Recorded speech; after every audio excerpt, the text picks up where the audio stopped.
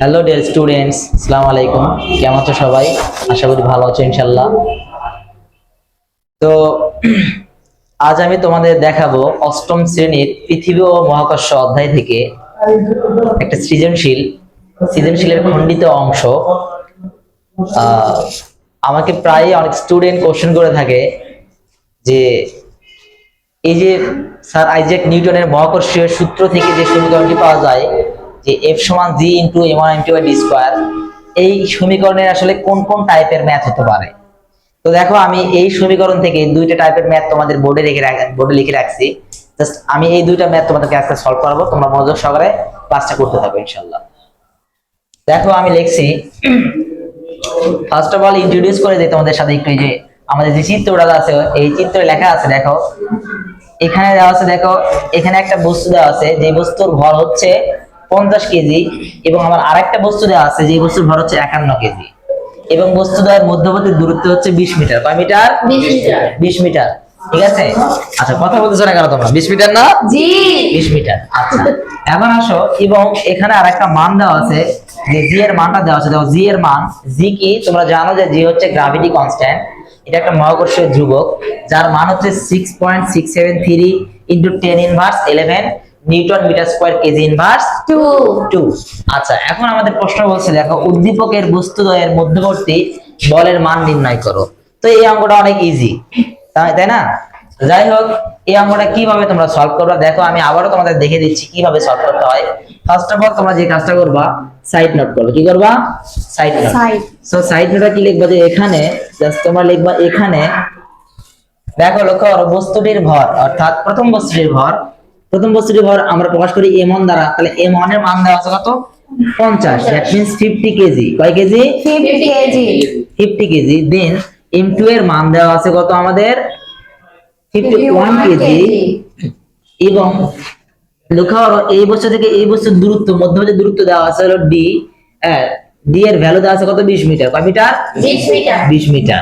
এবং অভিকর্ষ দেখো মহাকর্ষীয় ধ্রুবকের মান দেওয়া আছে, এই জি এর মান দেওয়া আছে 6.673 into 10^11 newton metre square kg inverse 2। এখানে স্পেস নাই, আমি এখানে লিখলাম, ঠিক আছে। আচ্ছা, এখন দেখো আমরা বের করব কি সেই কাঙ্ক্ষিত product F. F means force হলো বল।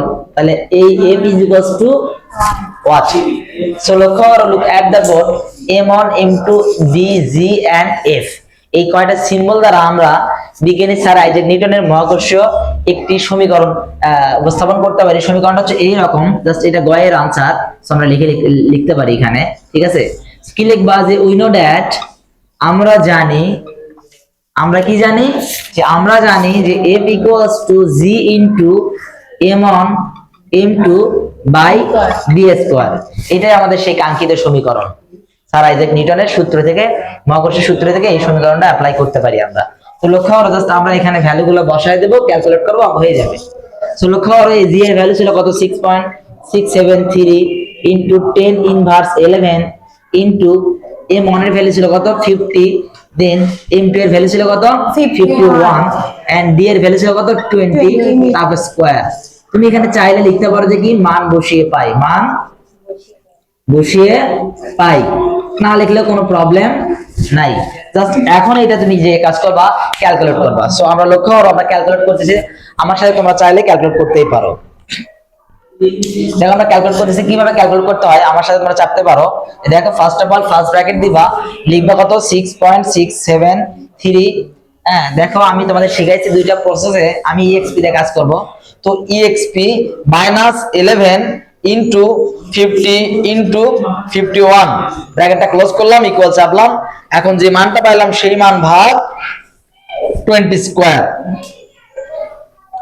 অর্থাৎ আমরা এখান থেকে মানটা পাইলাম, দেখো মান পাইলাম হচ্ছে 4.25 ইনটু 10 কত পাইছি? 10 কত? 10 হলো বলের একক হচ্ছে নিউটন।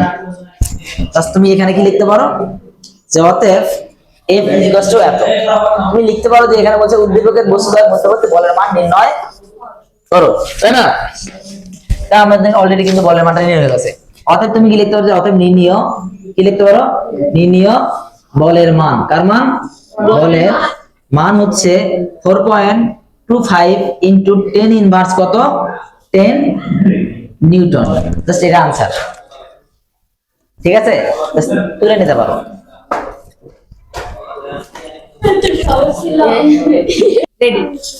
এখন দেখো তাহলে তোলা হয়েছে নাকি, আচ্ছা ঠিক আছে, এখন এটা মিশাই দিই, একটু লক্ষ্য করো, আমরা এটা মিশিয়ে দিচ্ছি।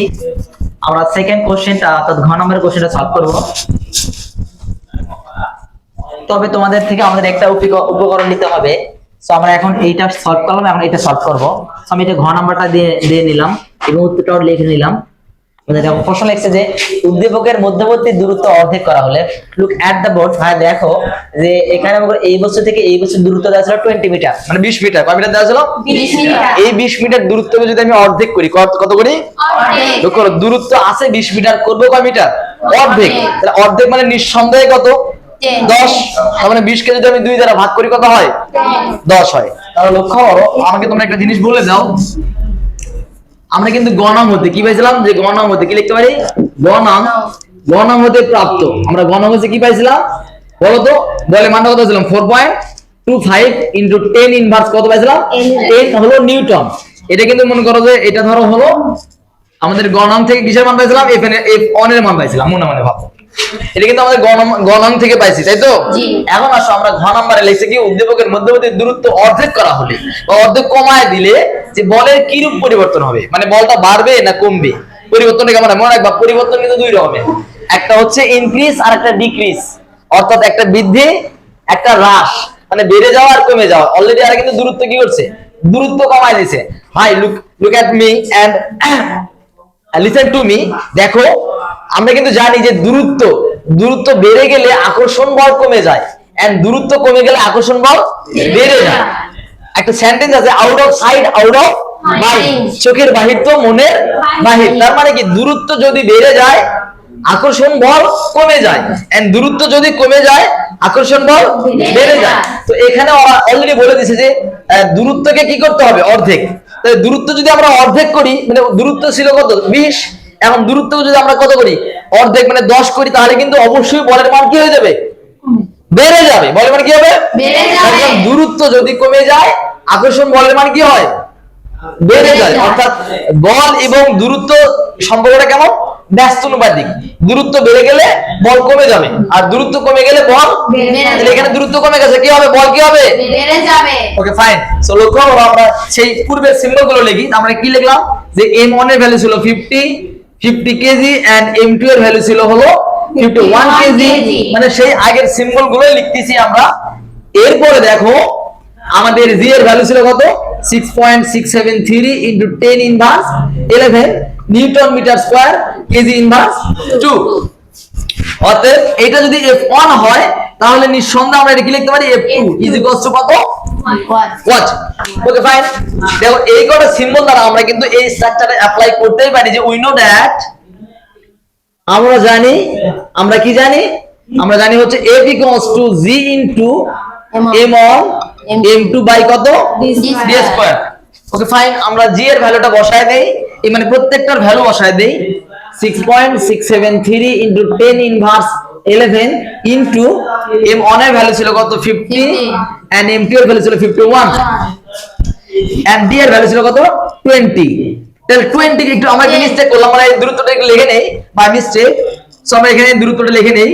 ধরো যে দূরত্ব, আগের দূরত্ব যেহেতু ছিল 20 মিটার, এবার অর্ধেক করা লাগবে। তাহলে দূরত্বটা হচ্ছে 20 বাই 2, দ্যাট মিন্স কত? 10 মিটার। অতএব f equals two f2 equals to what? আচ্ছা তাহলে দেখো এই দূরত্বের ভ্যালু কত? 10। তাহলে 10 এর উপর স্কয়ার করলাম, এখানে কি বসালাম? মান বসিয়ে লিখলে হবে, না লিখলে কোনো প্রবলেম নাই। এখন দেখো আমরা এই মানগুলোকে ক্যালকুলেট করব। আমার সাথে সাথে সবাই ক্যালকুলেট করতে পারো, জাস্ট ক্যালকুলেট ইট। দেখো কি লিখলাম? 6.673 exp minus 11 into 50 into 51 bracket close equal ভাগ, এরপর দেখো 10 ব্র্যাকেট ক্লোজ করে x স্কয়ার। দ্যাট মিন্স মান দাঁড়ালো কত জানো?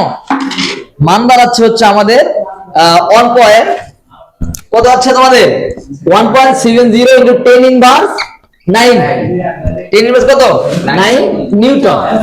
তোমরা একটু লক্ষ্য করো আমাদের এটা হচ্ছে F2 এর মান, আমাদের কিন্তু F1 এর মান ছিল কত, F1 এর মান ছিল কত 4.25 ইনটু 10 ইনভার্স 10 নিউটন, এবং আমাদের F2 এর মান কত 1.70 ইনটু 10 ইনভার্স কত 9 নিউটন।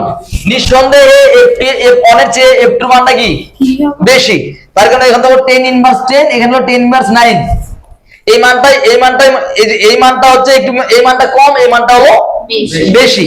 অতএব আমরা লিখতেই পারি যে কি F মানে পরিবর্তন, কার পরিবর্তন, বলের পরিবর্তন নাকি, বলের পরিবর্তন হবে, বলের কি হবে পরিবর্তন হবে। কেমন পরিবর্তন হবে, কে বড় কে ছোট হবে, এখানে নিঃসন্দেহে কি হবে F1 লেস দেন F2, অর্থাৎ F2 এর মানটা কি হবে বেশি হবে F1 থেকে। F1 F2 থেকে কি, F1 F2 থেকে ছোট, অথবা F2 F1 থেকে বড়, অর্থাৎ আগের বলের চেয়ে বর্তমানে যে বলটা বললাম সেই বলটা বেশি, অর্থাৎ F2 এর মান বেশি, F1 এর মান কম। That's it. Thanks a lot everybody for hearing me.